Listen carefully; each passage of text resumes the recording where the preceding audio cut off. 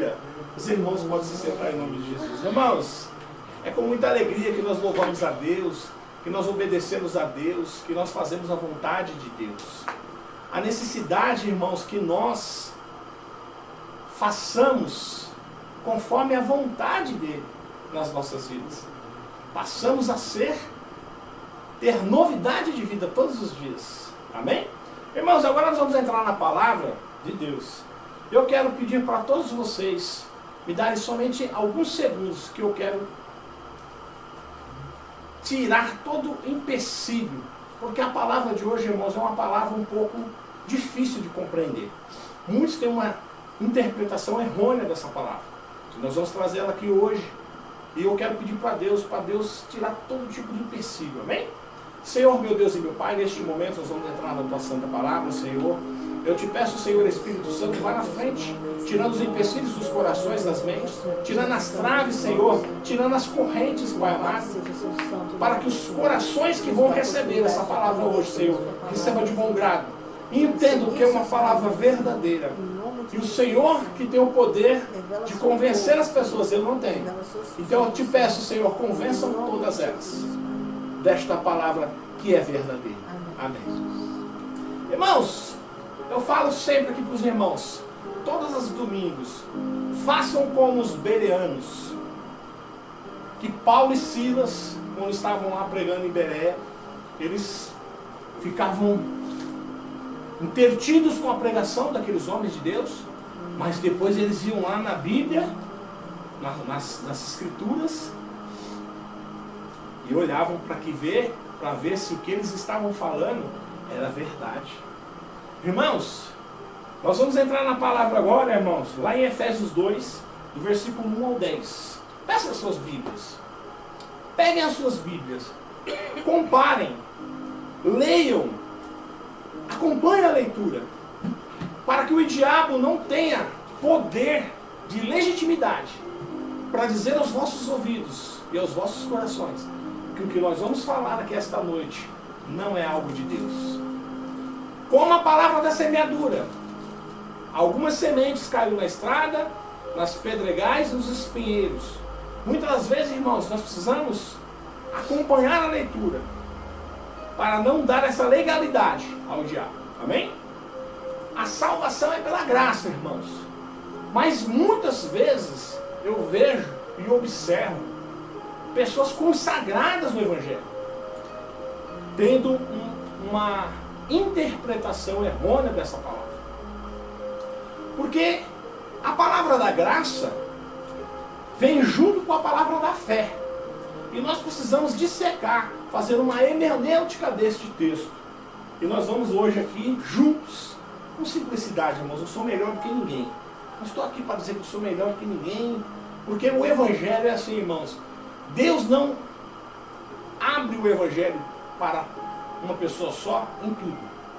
Porque se Deus me dá todo o entendimento, por que eu vou querer me reunir com outras pessoas? Se Deus dá entendimento para uma pessoa, todo o entendimento, a pessoa fica arrogante. Então, Deus dá um pouquinho para um pouquinho para outro, e a gente vai conversando, a gente vai tendo comunhão e a gente vai chegando a um consenso. Amém? Vamos ler a palavra de Deus.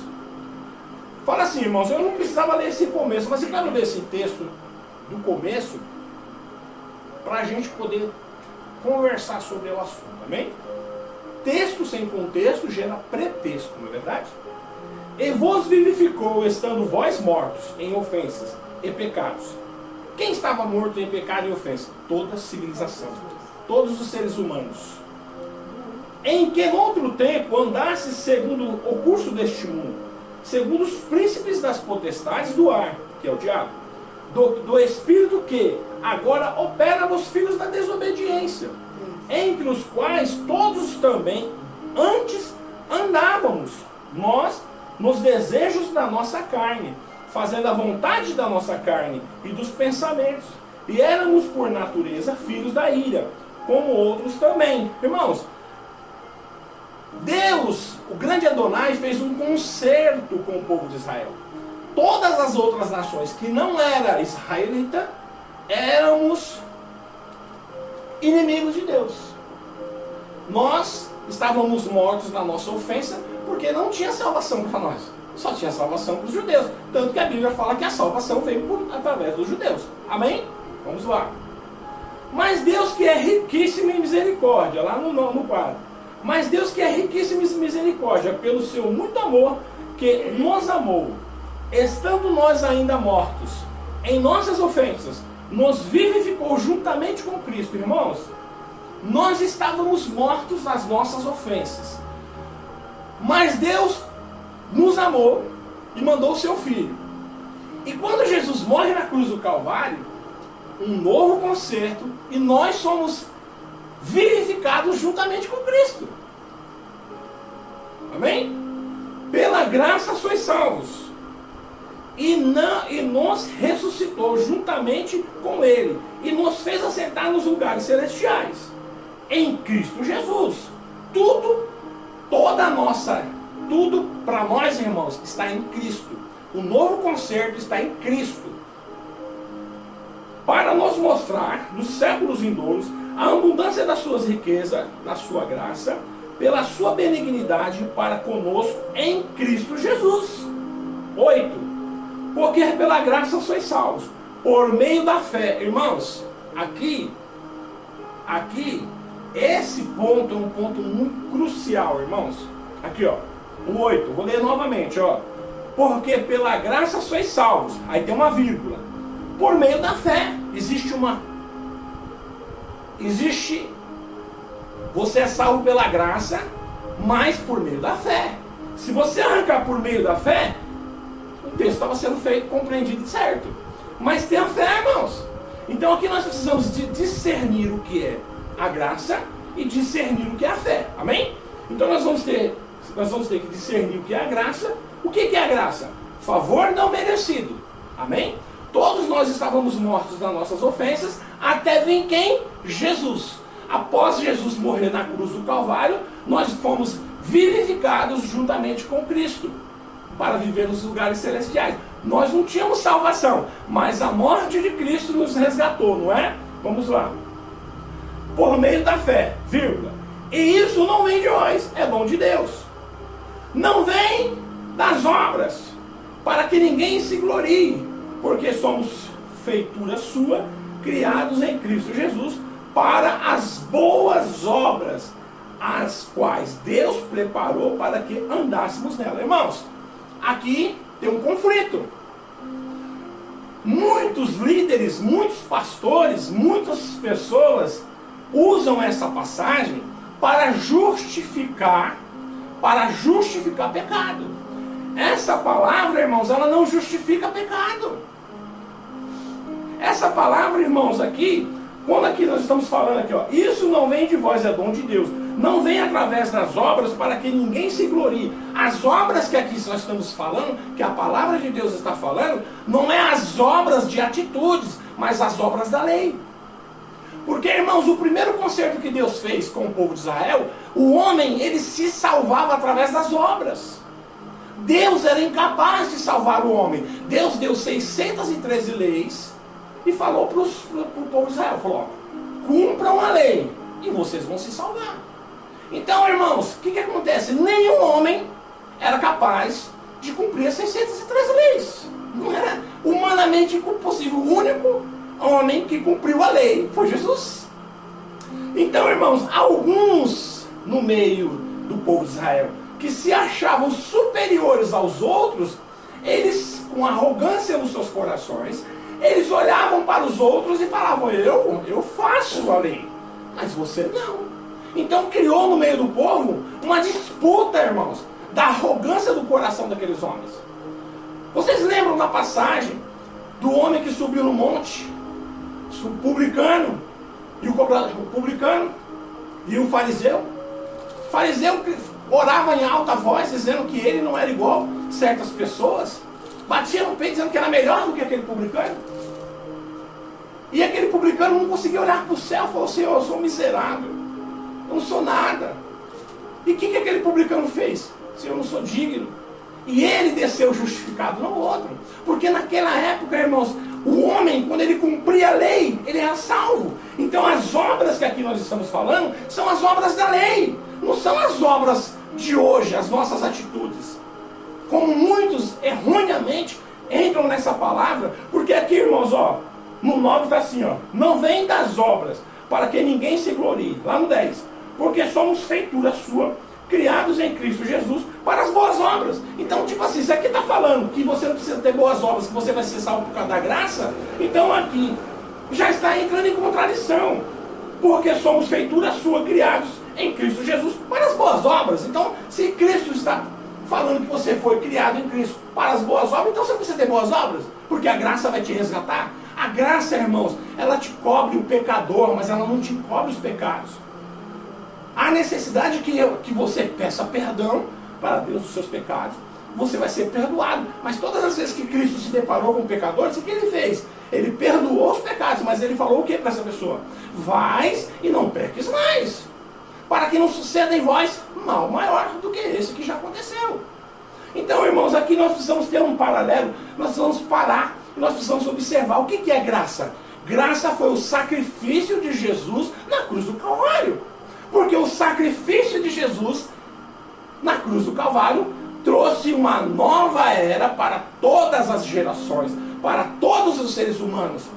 Onde a salvação era só para os judeus, passou a ser para todas as pessoas. Então a graça de Deus, favor não merecido, de quem? De Cristo. Quando Cristo veio e trouxe o sacrifício dele ao Pai, ele se sacrificando foi o último sacrifício vivo. Então ali a graça passou a trabalhar na vida de todos os seres humanos. Mas essa graça, irmãos, ela serve para tirar o pecador e falar assim, olha, você pode ser um cidadão do céu, mas você precisa mudar, porque a Bíblia é um conjunto de regras. Se nós formos levar ao pé da letra, como muitos estão fazendo, trazer uma palavra dessa dizendo que você pode continuar no pecado, ou viver no pecado, porque a graça te resgatou, e não é por meio de vós, mas é dom de Deus. Não vem através das obras para que ninguém se glorie. Não vem através das obras para que ninguém se glorie, porque na época dos judeus, que eles viviam na época da lei, as obras que salvavam eles.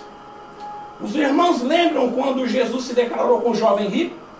Que ele falou para aquele jovem rico, ele falou, vende, o que eu faço, Senhor, para dar vida eterna?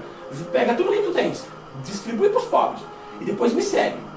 Ele ficou triste e foi embora. E os apóstolos indagaram o mestre, falaram, Senhor, mas é dura essa palavra do Senhor. Então quem que pode se salvar? E Jesus olha para eles e fala, ao homem não é dado o direito de se salvar. Porque a nova era estava entrando, irmãos. Jesus estava mostrando para aqueles homens, seus discípulos, que após a sua morte, o único que poderia salvar o homem é Deus. O homem não podia mais ser salvo por as atitudes dele. As atitudes dele, através do Torá, não salvaria mais o homem. Mas a graça vindoura de Cristo, pela graça sois salvos, através das obras. Quais obras? As boas obras. Porque aqui, irmãos, agora nós vamos discernir o que é fé. Porque aqui mesmo na palavra, no versículo 8, fala assim, ó, porque pela graça sois salvos, vírgula, por meio da fé. Então o que é fé, irmãos? Muitas pessoas têm um entendimento que a fé é um firme fundamento das coisas que não se vê, que se esperam, e a prova das coisas que não se vê. Irmãos, é muito assim, superficial você falar da fé simplesmente por um versículo desse.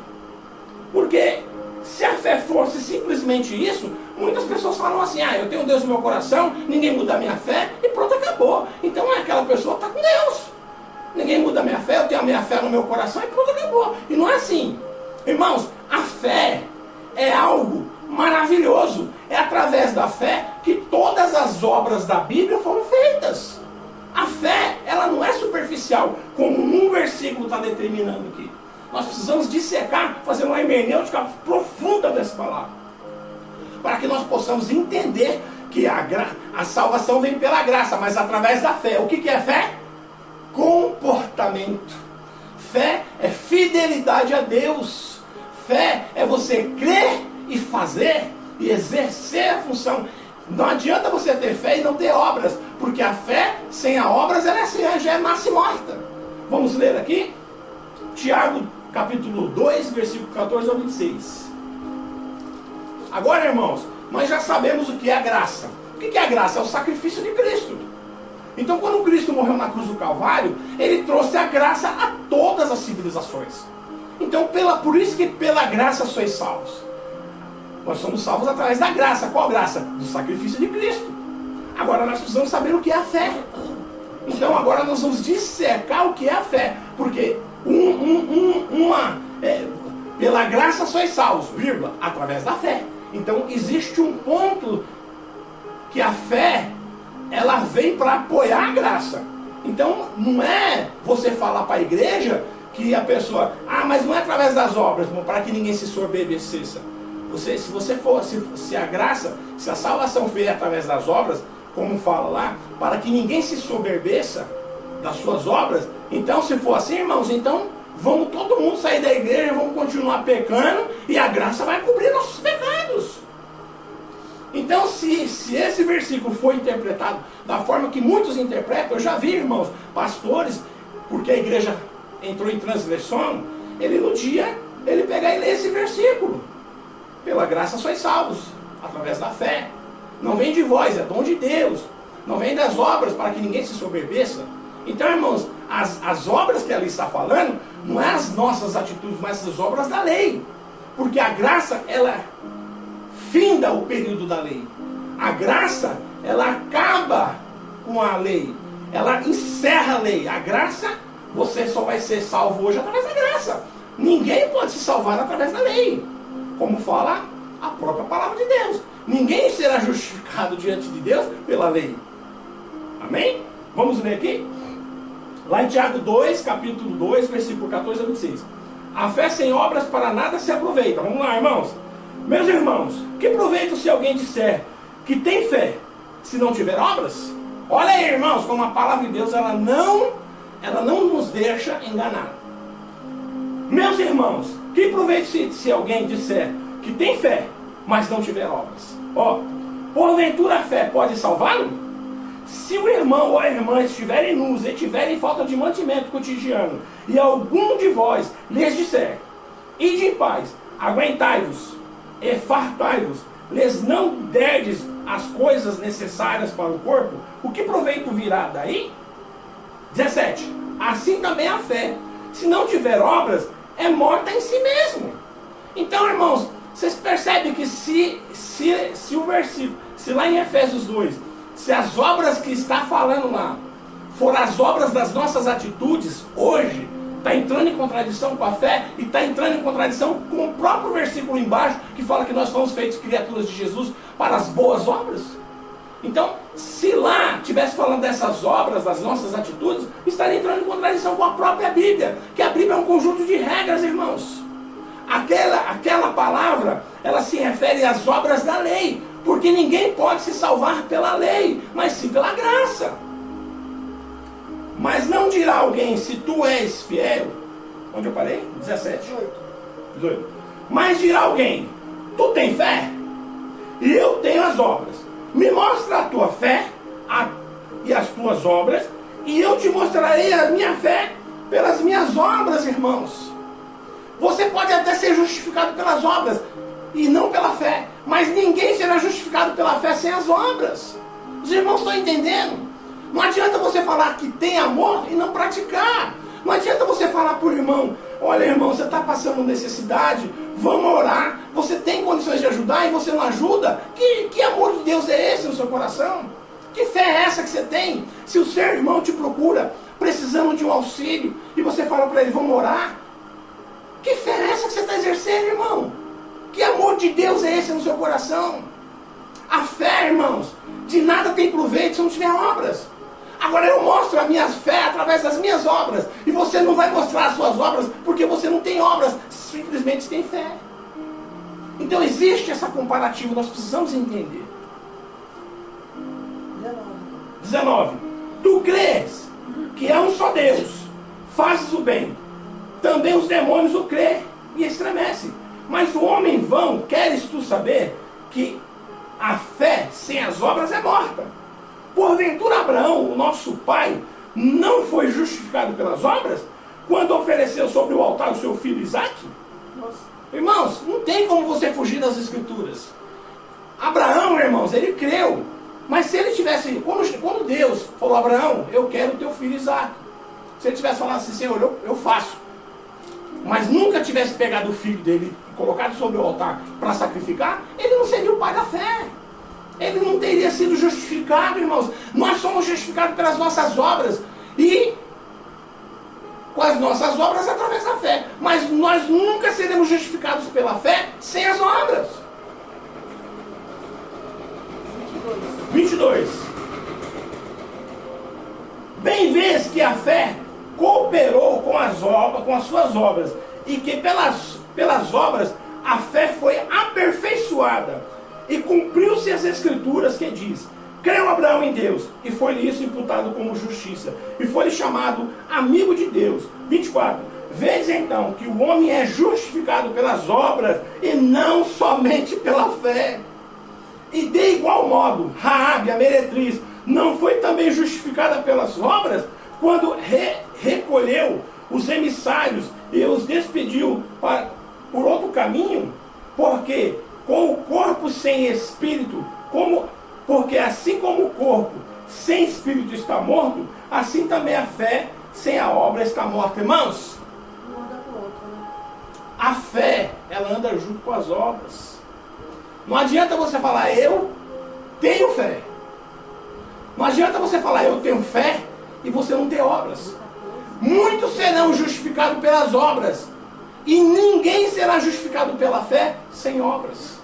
Então aqui, irmãos, nós já sabemos o que é graça, e nós já sabemos o que é fé. O que é fé? Obras. Fidelidade a Deus. O firme fundamento das coisas que não se vê, mas o firme fundamento das coisas que se espera, é tão insignificante para demonstrar o que é a fé, irmãos. Num versículo você não consegue definir a fé. Mas nesse texto nós conseguimos dar exemplo para vocês o que é fé. Abraão foi justificado pelas atitudes dele. Ele creu e isso foi imputado como justiça. E ele foi chamado de amigo de Deus. E nós precisamos, irmãos, de uma vez por todas, tirar esse pequeno entendimento de que Efésios 2, capítulo 2, versículo 8. Pela graça sois salvos, por meio da fé. Por meio do que, irmãos? Das boas obras. Pela graça sois salvos, por meio das boas obras. Então, irmãos, como que se você está aqui, pela graça sois salvos, por meio das boas obras. E isso não vem de vós, é dom de Deus. Não vem das obras da lei. Aí tudo está batendo. Não vem pelas obras da lei, para que ninguém se glorie, porque se o homem cumprisse a lei, ele era salvo. Hoje, irmãos, nem você cumprir a lei, você é salvo, porque hoje nós vivemos na época da graça. Qual é a graça? Do sacrifício de Cristo. Aleluia. Obrigado, Jesus, pelo entendimento. Obrigado, Jesus, por se revelar aos humildes, aos simples. Aleluia. Glória a Deus. Não vem das obras para que ninguém se glorie, porque somos feitura sua, criados em Cristo Jesus para as boas obras, irmãos. Como que aqui está falando que somos feitura sua, criados para as boas obras, se a graça justificasse pecado, irmãos? A graça, ela não justifica pecado. A graça, ela justifica o pecador. Pela graça sois salvos, pelo sacrifício de Cristo sois salvos, através do quê? Das boas obras. Você ter fé, você crer, você fazer boas obras, para as pessoas te verem na rua e falar assim, essa pessoa é uma boa pessoa, é um bom homem, é uma boa mulher, é um bom jovem. Por que essa pessoa é boa? Porque tem Deus, porque ela tem Deus no coração, porque ela tem Deus, ela segue as regras de Deus, por isso que essa pessoa é boa. É isso que Deus quer. Deus quer que quando as pessoas te observem na rua, eles olhem para você e falem assim, essa pessoa é uma pessoa digna. Mas essa pessoa não é uma pessoa digna porque ela quer, mas ela é uma pessoa digna porque ela é seguidora de Cristo. Aleluia. Porque ela anda nas mesmas pisaduras de Cristo. Glória a Deus. Irmãos, não tem como você, se a Bíblia é um conjunto de regras que ao seu tempo nos confronta todo o tempo, como que a graça vai justificar as obras ruins, as atitudes ruins? A graça, ela justifica a humanidade da lei.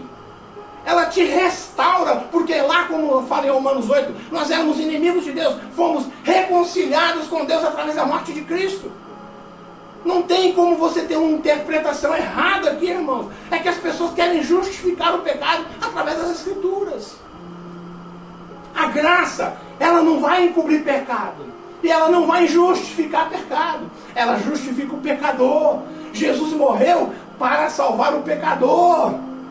Jesus, ele ama o pecador, mas abomina o pecado. Como que a graça de Jesus vai aceitar o pecado?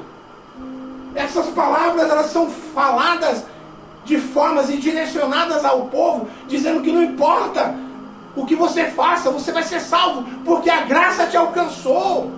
Não importa de que maneira que você ande, não importa a forma que você viva, porque a graça te alcançou. Irmãos, não faça isso, você vai para o inferno. A graça é renovo de vida, né? A graça, irmãos, é um renovo de vida. É um concerto novo. Nós estávamos mortos para Jesus, para Deus, para Adonai. Nós estávamos mortos para Adonai. Mas Jesus, com o seu sacrifício, ele nos reatou com Adonai. Ele nos vivificou com Adonai. E hoje somos filhos de Deus, filhos de Adonai. Nós temos Adonai como pai, Jesus como irmão. Aleluia! Glória a Deus! A graça, ela não justifica pecado, mas sim o pecador. Irmãos, essa palavra, eu vejo muitos pastores, quando a igreja está daquele jeito, irmãos, sabe, cheio de pecado, ele vai ler essa palavra aqui, ó. Pela graça sois salvos, por meio da fé. E isso não vem de vós, é dom de Deus. Não vem pelas obras, para que ninguém se glorie. Não vem pelas obras. Então, não importa se você é uma pessoa boa ou ruim, Deus vai te salvar. Não importa. Se não vem através das obras. Vocês entendem, irmãos, como o inimigo é? Uma vírgula que você faz uma interpretação errada, você pode levar à perdição centenas de milhares de vidas, de almas.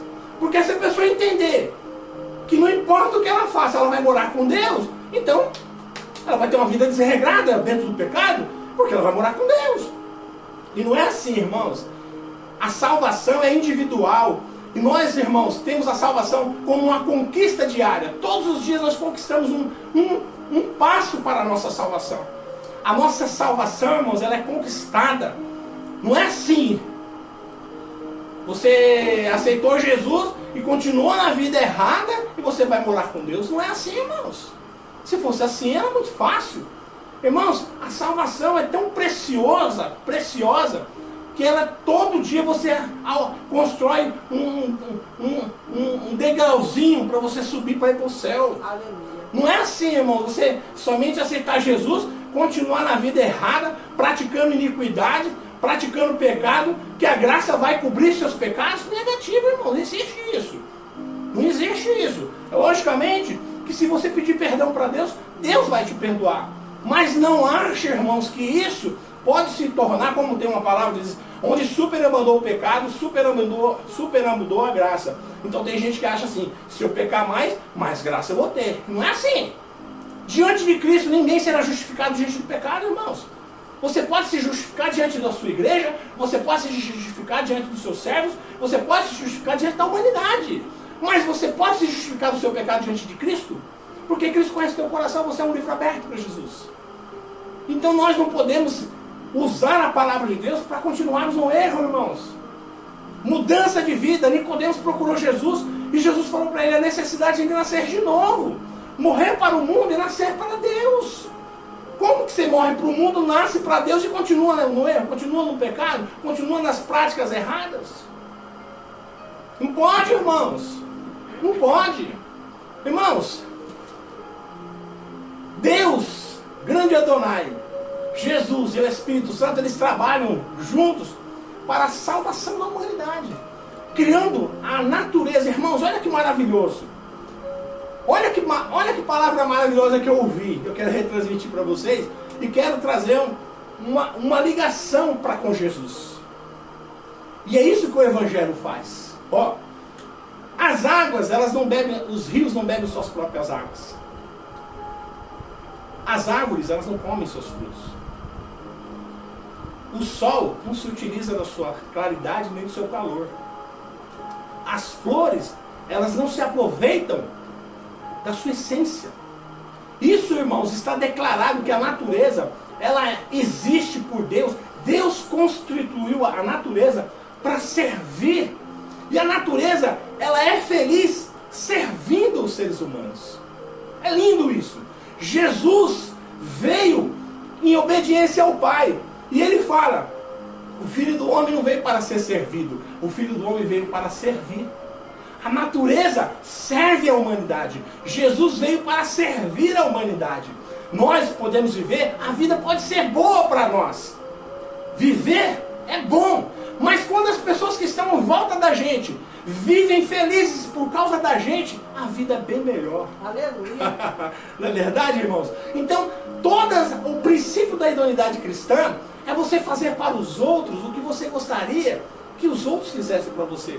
Se você compartilhar da graça de Deus, dos benefícios do Espírito Santo, você nunca vai querer fazer o mal para alguém. Aleluia. Você vai sempre querer ser natureza ou imitador de Cristo. Da mesma forma que a natureza, ela vive em prol dos seres humanos. Jesus viveu em prol da humanidade. O Espírito Santo hoje vive em prol dos seres vivos.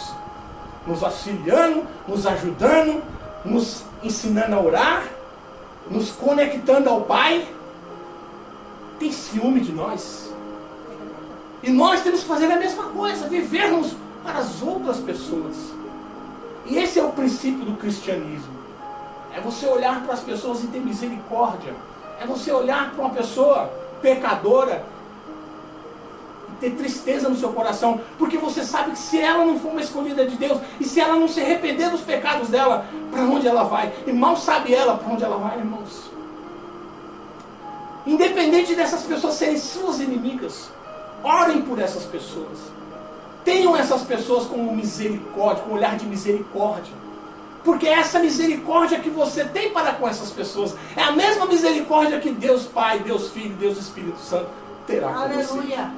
Irmãos, eu estou vivo hoje, graças à misericórdia de Deus. E é com base nessa misericórdia que eu falo para você, nós não podemos negar a verdade do Evangelho para as pessoas. Porque quando nós negamos a verdade do Evangelho para as pessoas, nós ficamos na porta do céu, de braços abertos, não deixando as pessoas entrar.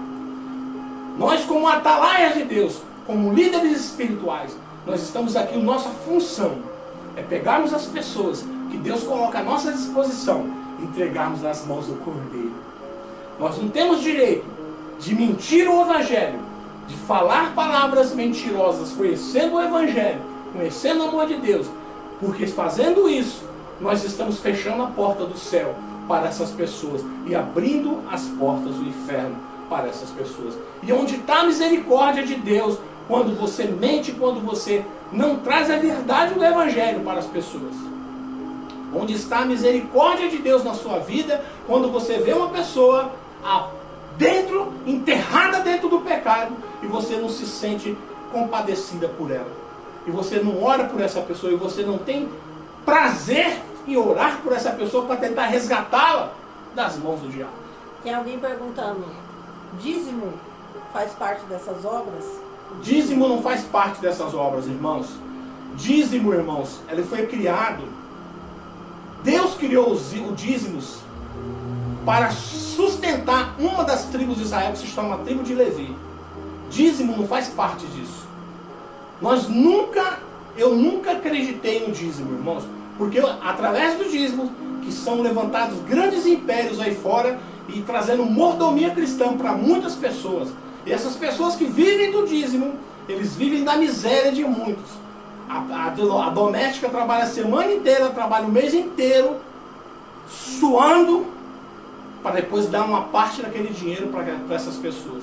E essas pessoas não revertem esse dinheiro para a igreja, mas sim constroem impérios. E não foi para isso que Jesus morreu.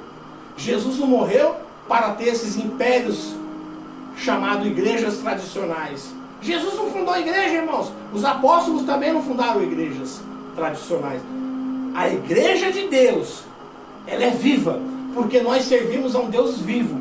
E o nosso Deus, ele é vivo e eficaz. E ele não pode habitar em templos feitos por mãos de homens. Ele habita em pessoas vivas, como eu e como você, meu irmão. Se a Bíblia fala, onde estiver 2 ou 3 reunidos em meu nome, ali estarei. Hoje nós vemos em muitos lugares um povo de Deus se levantando no meio de praças, no meio do deserto, no meio da savana africana, sem ter o amparo de uma lona, e o Espírito Santo atuando, ressuscitando mortos, curando enfermos, batizando em nome do Pai, do Filho e do Espírito Santo, trazendo essas pessoas a um bom entendimento.